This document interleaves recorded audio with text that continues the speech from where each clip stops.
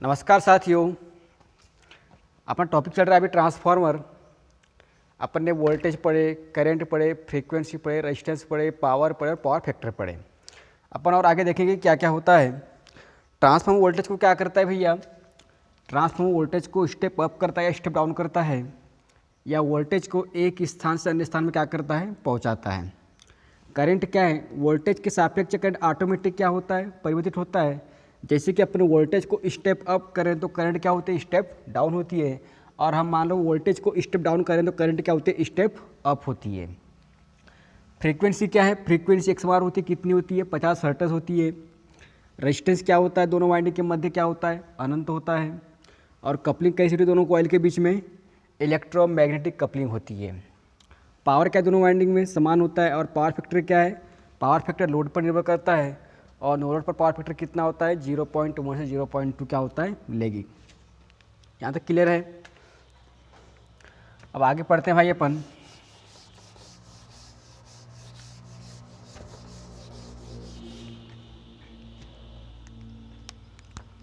आगे देखो भाई, वोल्ट प्रति टर्न या वोल्ट प्रति टर्न क्या है? वोल्ट प्रति टर्न, या इसी को अपन बोल सकते हैं, इसी को बोल सकते हैं अपन क्या, टर्न प्रति वोल्ट।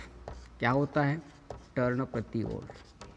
तो याद रखना भैया, भाई वाइंडिंग चाहे प्राइमरी वाइंडिंग हो या सेकेंडरी वाइंडिंग हो, प्रत्येक टर्न में वोल्टेज का मान क्या रहता है, समान रहता है। चाहे प्राइमरी के टर्न हो या सेकेंडरी के टर्न हो, टर्न में वोल्टेज का मान क्या होता है, एक समान होता है। प्रत्येक टर्न में वोल्टेज का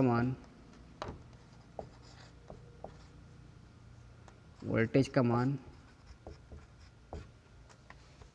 एक समान होता है। क्या होता है? एक समान होता है।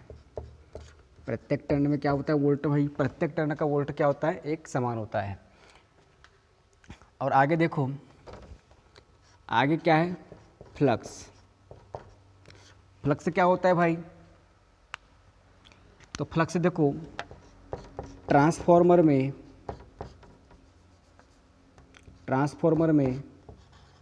प्राइमरी व सेकेंडरी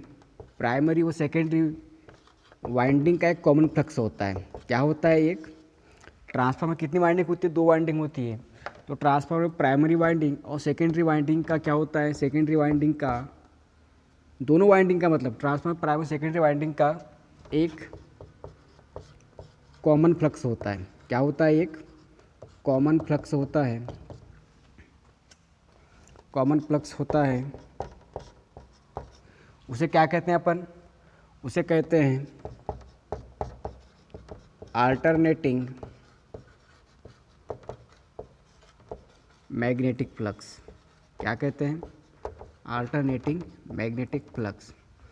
उसे अल्टरनेटिंग मैग्नेटिक फ्लक्स कहते हैं। हिंदी में क्या बोलेंगे भाई? प्रत्यावर्ती चुंबकीय फ्लक्स। क्या है?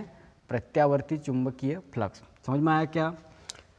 वोल्ट प्रति टर्न या टर्न प्रति वोल्ट हो, प्रत्येक टर्न का वोल्टेज क्या होता है, समान होता है, चाहे प्राइमरी का टर्न हो चाहे सेकेंडरी का टर्न हो। दूसरा क्या अपने पास फ्लक्स है। ट्रांसफार्मर में क्या होता है, एक दोनों वाइंडिंग का एक कॉमन फ्लक्स होता है। क्या होता है? एक कॉमन फ्लक्स होता है। उसे अपन क्या कहते हैं? प्रत्यावर्ती चुंबकीय फ्लक्स कहते हैं। उसे क्या कहते हैं अपन? प्रत्यावर्ती चुंबकीय फ्लक्स। यहाँ तक क्लियर है?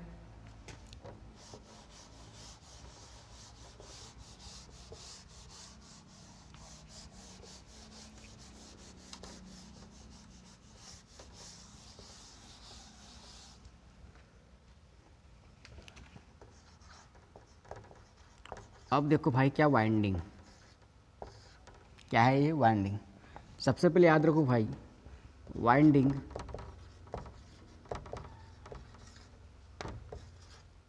कॉपर से बनाते हैं। किससे बनाते हैं? वाइंडिंग कॉपर पदार्थ से बनाते हैं। अभी भाई कुछ बेसिक बातें लिखेंगे अपन, उसके बाद में अपन समझेंगे ट्रांसफार्मर क्या होता है। तो देखो, वाइंडिंग आखिर बनी है, वाइंडिंग कॉपर पदार्थ से बनाते हैं। देखो भाई, वाइंडिंग होती कितने प्रकार की है? 2 प्रकार की, प्राइमरी वाइंडिंग और सेकेंडरी वाइंडिंग। तो देखो ये अपने पास में क्या है? Primary winding. क्या है ये? Primary winding. इनके बारे में खास बात याद रखो भाई, प्राइमरी वाइंडिंग ऐसी वाइंडिंग होती है जिसको अपन इनपुट सप्लाई देते हैं, मतलब जहाँ से अपन इसको क्या करते हैं? सप्लाई देते हैं, जिसको अपन सोर्स वाइंडिंग बोल सकते हैं। क्या बोल सकते हैं? Source winding. प्राइमरी वाइंडिंग यह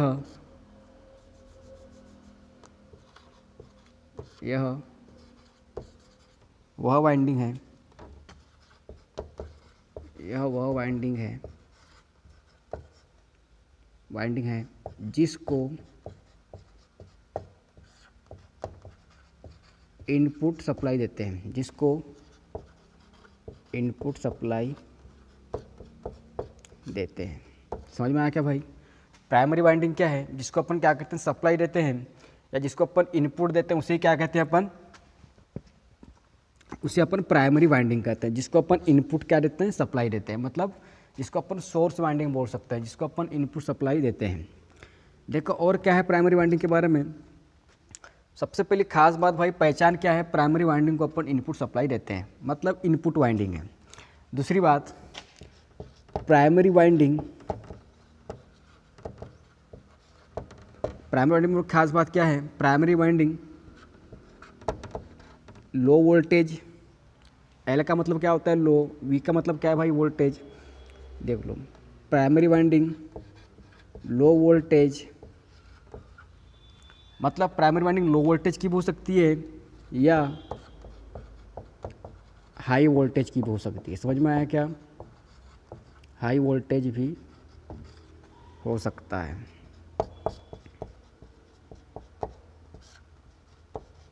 सबसे पहले क्या है? प्राइमरी वाइंडिंग, जिसको अपन इनपुट वाइंडिंग कहते हैं। और प्राइमरी वाइंडिंग क्या हो सकता है भाई? प्राइमरी वाइंडिंग लो वोल्टेज भी हो सकती है या हाई वोल्टेज भी हो सकती है। वो हमारे ऊपर है कि अपन उसका लो वोल्टेज रख रहे हैं या हाई वोल्टेज रख रहे हैं। समझ में आया इतना? अब दूसरी देखो भाई, दूसरी होती है क्या अपने पास में? Secondary winding. दूसरी क्या होती है?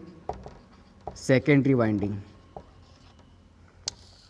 हिंदी में बोलेंगे भाई इसको प्राथमिक कुंडली, इसको क्या बोलेंगे? द्वितीयक कुंडली। देखो, सेकेंडरी वाइंडिंग वह वाइंडिंग है जिससे आउटपुट प्राप्त करते हैं। क्या करते हैं? आउटपुट प्राप्त करते हैं।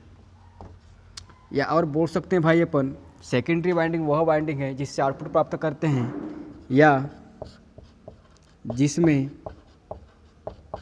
लोड संयोजित करते हैं। क्या करते हैं? लोड संयोजित करते हैं, उसे सेकेंडरी वाइंडिंग कहते हैं। उसे क्या कहते हैं? सेकेंडरी वाइंडिंग कहते हैं। समझ में आया क्या? प्राइमरी में इनपुट देते हैं, सेकेंडरी से आउटपुट प्राप्त होता है। प्राइमरी में क्या करते हैं? अपन इनपुट देते हैं, सेकेंडरी में क्या होता है? आउटपुट मिलता है। सप्लाई देते हैं और सेकेंडरी में क्या है? आउटपुट मिलता है। या अपन सेकेंडरी में जिसमें क्या करते हैं? अपन लोड को संयोजित करते हैं। क्या करते हैं? सेकेंडरी वाइंडिंग में लोड को लगाते हैं, उसे क्या बोलते हैं अपन? Secondary winding. और एक बात भाई, सेकेंडरी वाइंडिंग लो वोल्टेज या हाई वोल्टेज की हो सकती है। समझ में आया क्या? हाई वोल्टेज हो सकती है, मतलब समझ में आया क्या भाई? दोनों वाइंडिंग लो वोल्टेज भी हो सकती है या हाई वोल्टेज में हो सकती है। तो अपने को ध्यान ये रखना है कि प्राइमरी वाइंडिंग को इनपुट वाइंडिंग कहते हैं और सेकेंडरी वाइंडिंग को आउटपुट वाइंडिंग कहते हैं, जिसमें अपन क्या करते हैं? लोड को संयोजित करते हैं। यहाँ तक क्लियर है? देखो आगे देखो,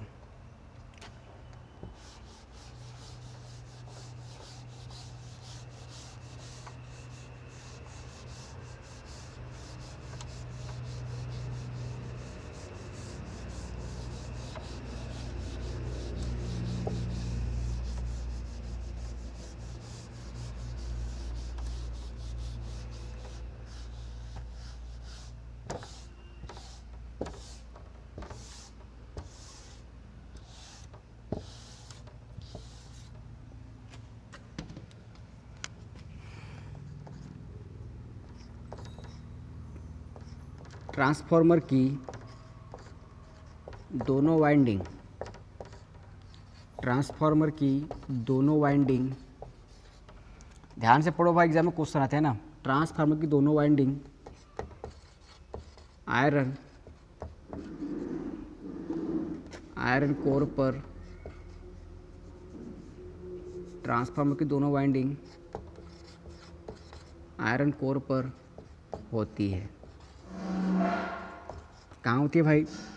ट्रांसफार्मर की दोनों वाइंडिंग किस पर करते हैं अपन? आयरन कोर पर करते हैं। या देखो, अगर हाई पावर के ट्रांसफार्मर है, क्या है? हाई पावर के ट्रांसफार्मर में, हाई पावर के ट्रांसफार्मर में सिलिकॉन स्टील की कोर का यूज़ करते हैं। हाई पावर के ट्रांसफार्मर क्या करते हैं अपन? जैसे उच्च शक्ति का ट्रांसफार्मर है, क्या है? उच्च शक्ति के ट्रांसफार्मर में अपन सिलिकॉन स्टील की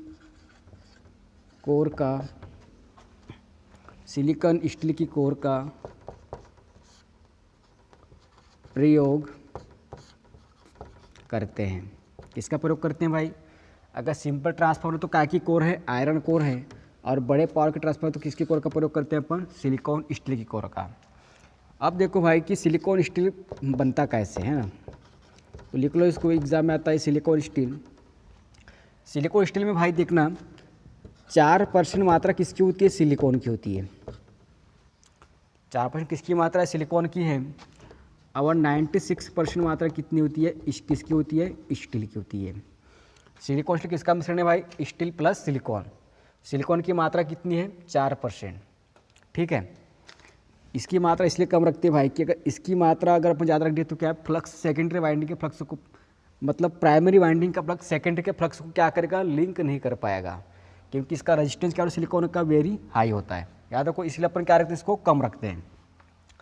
तो सिलिकॉन स्टील क्या का मिश्रण है? सिलिकॉन की मात्रा 4%, स्टील कितना है? 96%। अगर क्वेश्चन पूछ ले भाई किसका? स्टील किसका मिश्रण है, तो याद रखना स्टील में 95% होता है भाई क्या? आयरन। और 5% मात्रा किसकी होती है? कार्बन की। समझ में आया यहाँ तक के? क्लियर है? कोई दिक्कत यहाँ तक के? ट्रांसफार्मर की कोर किस पर होती है? आयरन कोर पर होती है। ट्रांसफार्मर की वाइंडिंग आयरन पर होती है। बड़े पावर के ट्रांसफार्मर किस पर? Silicon steel. सिलिकॉन स्टील किसका मिश्रण है? सिलिकॉन प्लस स्टील का। सिलिकॉन की मात्रा कितनी? 4%। स्टील कितना है? 96%। स्टील में कितना है? 95% आयरन और 5% कार्बन। यहाँ तक क्लियर है? आगे देखो भाई, एक बात याद रखो भैया, मैं लिखवा जा रहा हूँ। ट्रांसफार्मर एक ऐसे इलेक्ट्रिकल डिवाइस है जो सिर्फ एसी पर वर्क करती है ना?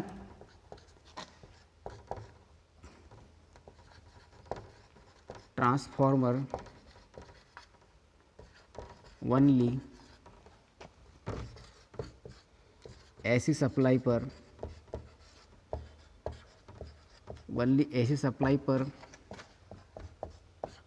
कार्य करता है। किस पर कार्य करता है भाई? ओनली एसी सप्लाई पर कार्य करता है।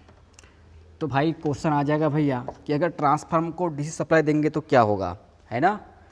तो याद रखो, ट्रांसफार्मर को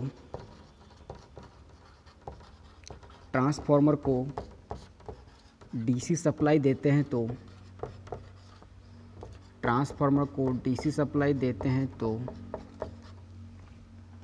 तो याद रखना भाई, ट्रांसफार्मर की जो प्राइमरी वाइंडिंग है वो क्या हो जाएगी? जल जाएगी। ट्रांसफार्मर को डीसी सप्लाई देते हैं तो क्या होगा? डीसी सप्लाई देंगे तो क्या होगा भाई? तो ट्रांसफार्मर की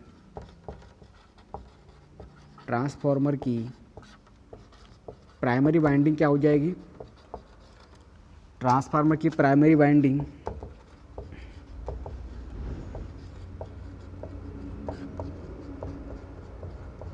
जल जाएगी। भाई याद रखना भाई ना, अगर ट्रांसफार्मर को अपन डीसी दे रहे हैं तो वाइंडिंग क्या हो रही है? ट्रांसफार्मर की प्राइमरी वाइंडिंग जल रही है। क्यों जलेगी भाई? तो याद रखना, क्योंकि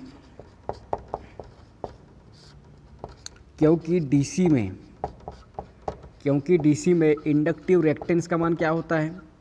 क्योंकि डीसी में इंडक्टिव रिएक्टेंस का मान क्या होता है, शून्य होता है। इंडक्टिव रिएक्टेंस का मान शून्य होता है। क्या होता है, शून्य होता है। इसलिए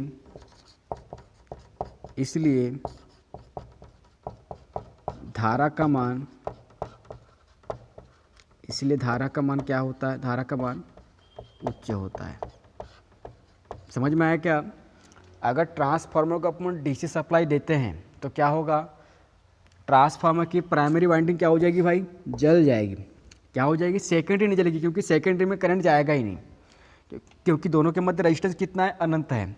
तो ट्रांसफार्मर की प्राइमरी वाइंडिंग क्या हो जाएगी, जल जाएगी। क्यों जलेगी, क्योंकि डीसी में इंडक्टिव रिएक्टेंस का मान क्या होता है, शून्य होता है, तो करंट क्या होगा, हाई होगा। क्लियर यहाँ तक के? अब देखो भाई, हमने फर्स्ट क्लास मशीन पढ़े थे, तो मैंने मशीन में चुंबक में फ्लक्स की दिशा को बताया था आपको, है ना। तो देखो भाई, फ्लक्स की दिशा, इसको भाई थोड़ा करेक्शन कर लो यार। पहला क्या है, चुंबक के अंदर, और दूसरा लिखे थे अपन ने क्या, चुंबक के बाहर। दूसरा क्या लिखे थे अपन ने, चुंबक के बाहर। तो इसको भाई करेक्शन कर लो यार। तो चुंबक के अंदर फ्लक्स की दिशा क्या होती है, अपन ने लिख दिए थे क्या, नॉर्थ है साउथ। होती क्या है ये, साउथ से नॉर्थ होती है। क्या होती है, साउथ से नॉर्थ। भाई इसको ध्यान से पढ़ना भाई, आता है ना। चुंबक के अंदर फ्लक्स की दिशा क्या होती है, साउथ से नॉर्थ होती है, और चुंबक के बाहर क्या होगी भाई, नॉर्थ से साउथ होगी। क्या होगी, नॉर्थ से साउथ होगी। तो अपन ने इसको क्या उल्टा लिख दिए थे, तो इसको करेक्शन कर लोगे ना। चुंबक के अंदर क्या है, साउथ से नॉर्थ, और चुंबक के बाहर क्या है, नॉर्थ से साउथ। भाई समझ में आया तो क्लास को लाइक करो यार, शेयर करो, सब्सक्राइब करो। धन्यवाद।